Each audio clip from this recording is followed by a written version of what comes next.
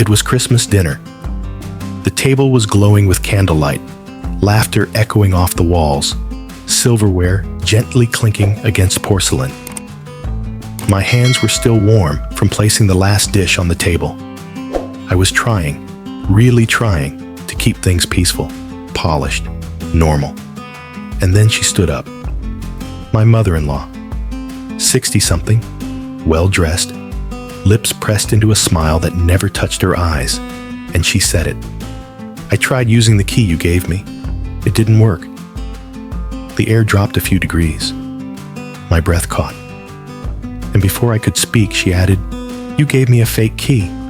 You lied to me." In front of everyone. I saw the confusion ripple across faces. Forks hovered midair. Wine glasses paused. My husband stared at his plate. His sister turned toward me, waiting. I felt every eye burn into me like interrogation lights. But I wasn't going to shrink. Not this time. So I asked her, calmly, "How did you find out it was fake?" And that's when the dam broke. She admitted she'd come to our house days ago, around 4 p.m. We weren't home. She'd let herself in, or tried to, using the key I gave her. It didn't work. I reminded her that she had promised she would only use that key in case of an emergency. That was the agreement.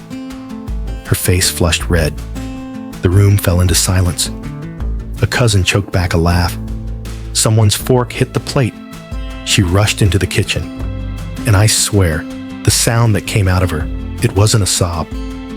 It was a scream. A tantrum. Like a child denied a toy in a supermarket aisle.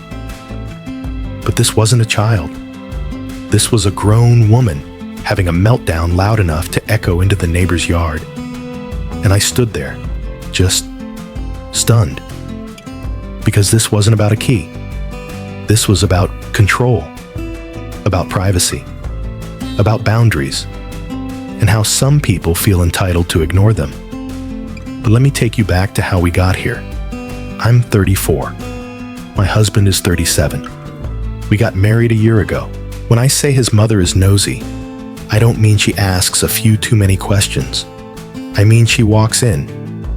At our old apartment, she had a spare key.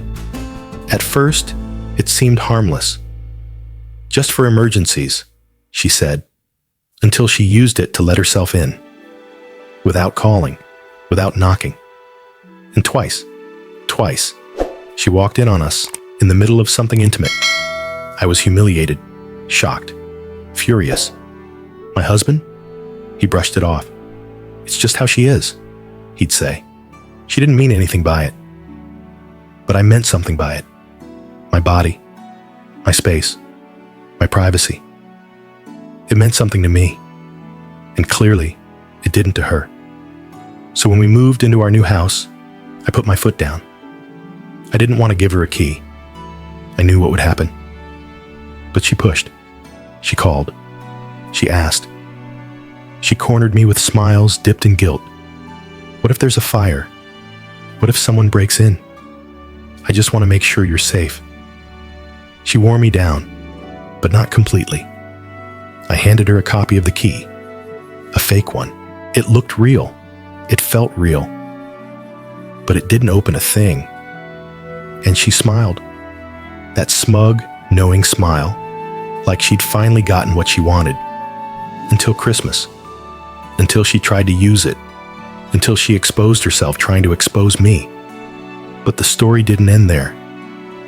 After dinner, after the chaos, after the door closed on guests shuffling out in awkward silence, my husband turned to me in the car and exploded.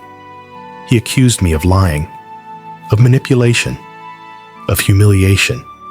He said I embarrassed his mother, that I ruined Christmas, that if he had known what I did, he wouldn't have let me get away with it.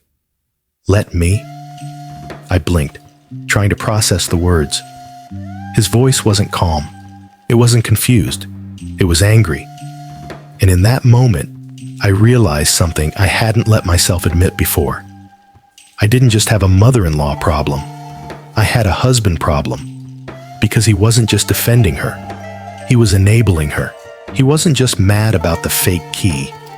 He was furious that I had protected my own boundaries without his permission.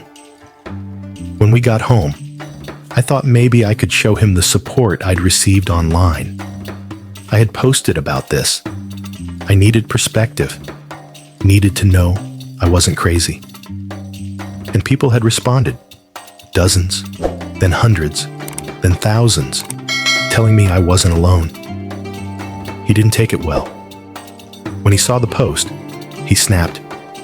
"You're insane to talk about my family online," he said. "Give me your phone. I'll delete it myself." I refused. He tried again. I went upstairs, locked the door, sat on the edge of the bed, heart pounding. I had never seen him like this. Never seen him so agitated, so protective, not of me, but of her. He had watched his mother violate our privacy. He had watched her lie. He had watched her explode in a tantrum that shook the walls. And still, he blamed me. And now I ask myself, over and over again, was I wrong? Was I wrong for giving her a fake key, knowing she would test it? Was I wrong for calling her out when she made a scene? Was I wrong for defending my home, my body, my sanity? Or was I finally drawing a line in the sand that no one else had the courage to draw? So, am I the asshole? Because it feels like I'm the only one who remembers what this was really about. Not a key, not a dinner, but a woman who walked into our home without permission, and a husband who let her. And now, a message from the host of AITA Story Vault. What happens when the person you marry forgets which family they're supposed to be protecting? This story wasn't about petty revenge or holiday drama. It was about boundaries. It was about control. It was about what happens when love gets quietly twisted into obedience, and silence becomes the expected answer. The mother-in-law didn't just overstep. She walked through the walls of trust like they didn't exist. And the husband? He failed the test. Because when your partner tells you they don't feel safe, you don't gaslight them. You don't defend the intruder. You defend them. To anyone listening right now, maybe you've had your own lines crossed. Maybe you've been told you're overreacting when you set healthy boundaries. Or maybe you've been made to feel like your privacy is less important than someone else's ego.